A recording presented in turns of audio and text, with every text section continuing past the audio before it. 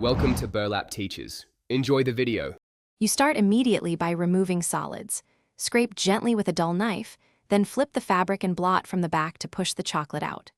Once done, run cold water through the stain area for 30–60 seconds to dilute oils and sugars. Cold prevents proteins from setting.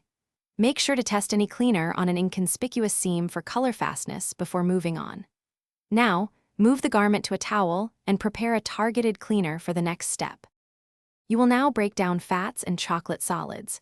Mix a small drop of liquid dish soap with about 1/4 cup cold water and apply to the stain, starting at the edges and moving inward so you don't spread it. Gently agitate with a soft brush or cloth until you see the stain lifting. If grease persists, use an enzyme or oxygen-based stain remover per instructions.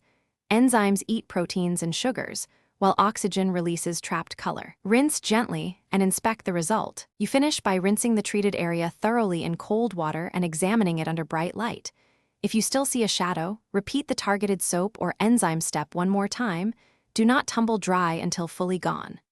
Once the stain is gone, launder according to the garment care label using the warmest safe temperature.